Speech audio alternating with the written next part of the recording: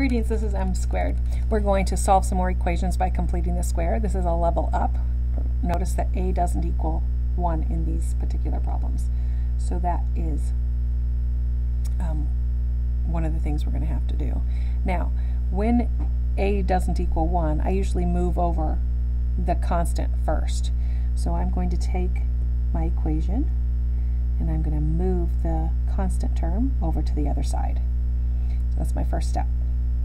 Then I'm going to make sure that a is 1. It's not, so I have to factor out or divide it out. If I was using if I was converting this to vertex form, I would just factor it out, but I'm solving, so I'm actually going to divide both sides by a to get rid of it. So now I have x squared minus 8x equals negative 15 fourths. And then I'm going to take half of 8, because here's my next step where I take half of b squared and add it to both sides.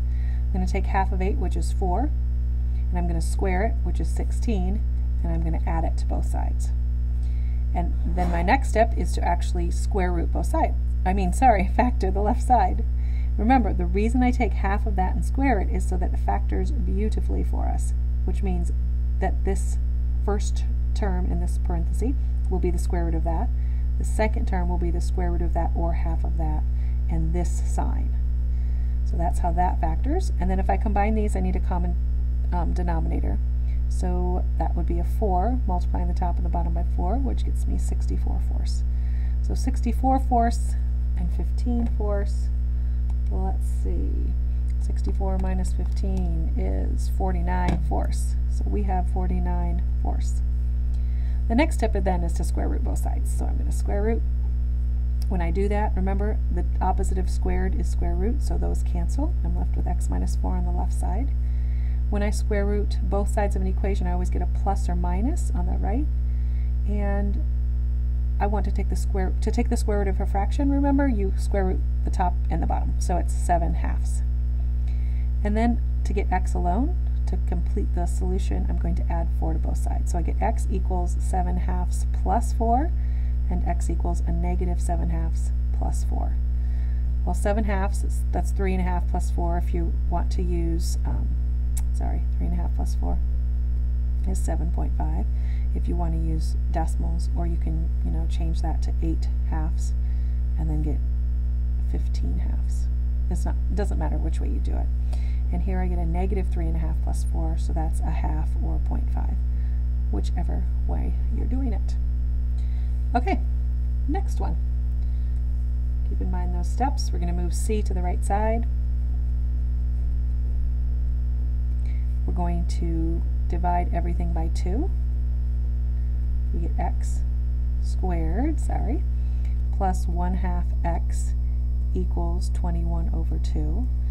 We're going to take half of b. Well, half of a half is a fourth.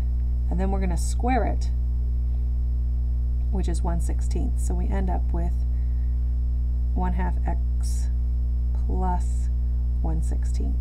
And whatever we add to that side, to the left side, we add to the right side. And then our next step is to factor. So we get x plus 1/4 squared is equal to, and to combine these, we're going to need to multiply this by 8. What do we have there?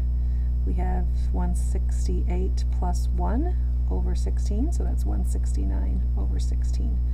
And then we're going to square root both sides. It's our next step. When I square root both sides, remember, I'm going to go up here.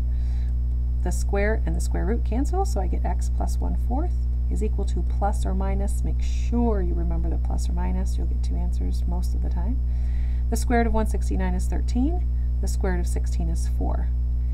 So to simplify this, to get x alone, I subtract 1/4 from both sides, and I get x equals 13 minus 1 is 12 fourths, which equals 3, and then a negative 13 minus 1 is negative 14 fourths, which, if you want to reduce that, is negative 7 halves or negative 3.5, whichever way you're doing it. So you just got to go step by step. It's kind of a process. It takes a little bit to get used to.